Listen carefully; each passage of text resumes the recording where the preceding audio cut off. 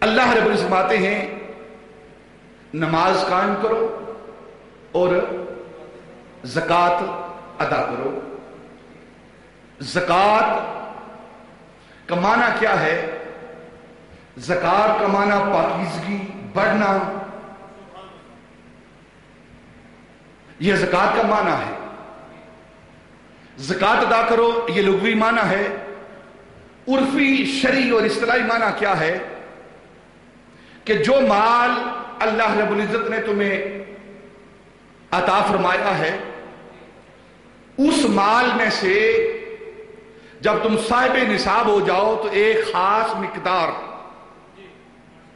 ایک معین مقدار کے مطابق اللہ کی راہ میں سال کے بعد جو تم اپنے مال سے مال کا کچھ حصہ غرباء مساکین کے لیے وقف کرتے ہو، انہیں دیتے ہو، اس کا مالک بناتے ہو، اسے زکات کہتے ہیں۔ زکات ہر مسلمان عاقل، بالغ، صاحب نصاب پر فرض ہے۔ ہر سال جب وہ صاحب نصاب ہوگا، جس سال میں وہ صاحب نصاب ہوگا، عاقل ہو، بالغ ہو، مسلمان ہو، اس پر زکات فرض ہے ہر سال۔ جس سال وہ صاحب نصاب ہوگا اس سال زکات اس پر فرض ہوگی۔ یہ زکات 2 ہجری روزوں کے فوراً بعد فرض ہوئی ہے۔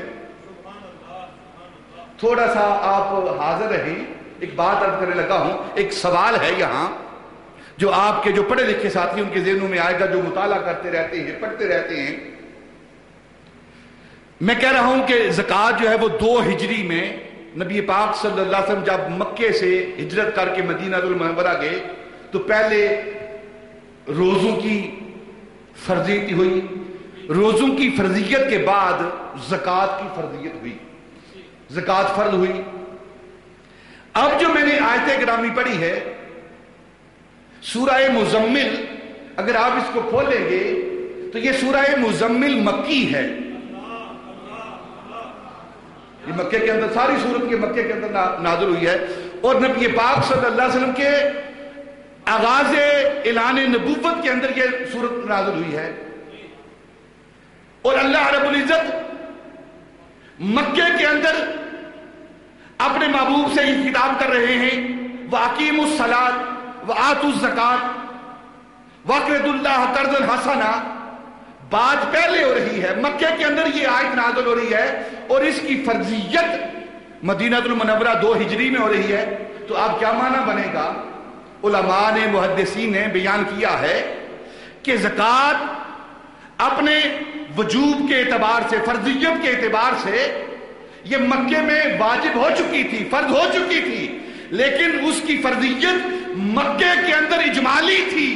اور جب تاجدار مدینہ صلی اللہ علیہ وسلم ہجرت کر کے مدینہ المنورہ گئے ہیں تو وہاں جو فرضیت کا اعلان کیا ہے وہ اس کی تفصیل کا اعلان کیا ہے۔ اس کی تفصیل اجمالی تھا، کوئی نصاب متعین نہیں تھا، کوئی نصاب متعین نہیں تھا، اجمال تھا۔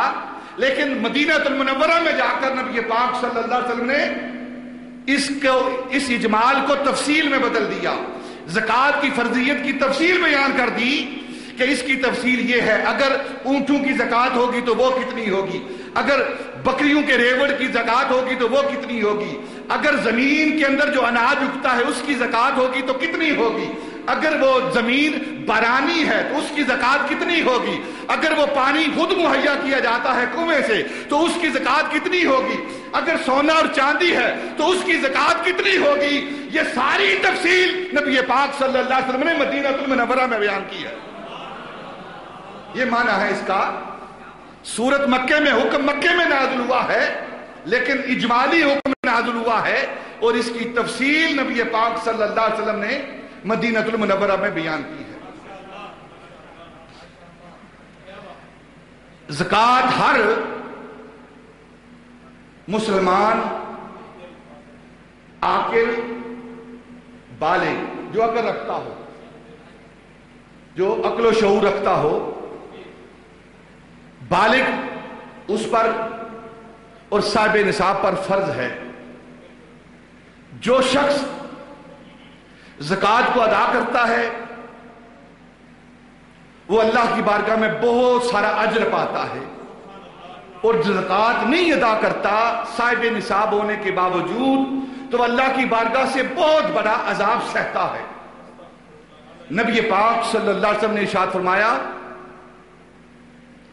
कि जो शख्स साहिब निसाब होने के बावजूद ज़कात का इनकार करता है, ज़कात का मुनकिर है, इसकी फर्जियत और वाजिबियत का मुनकिर है, वो दायरा इस्लाम से खारिज है, वो दायरा इस्लाम से खारिज है।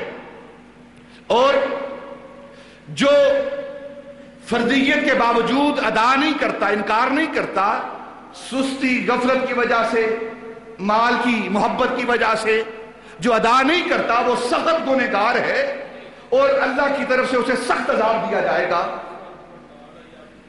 आज के इस माशरे में, हमारे माशरे के अंदर जो मामला चल रहा है, जो लोग साहिब निसाब हैं, ज़कात देने की हैसियत में हैं, वो अपनी पूरी ज़कात अदा नहीं करते, गो इनकार नहीं करते। हम उन्हें दायरे इस्लाम से खारिज नहीं कहते, लेकिन एक बहुत बड़ी गलती पर हैं, बहुत बड़े कबीरा गुनाह के मुर्तकिब हैं।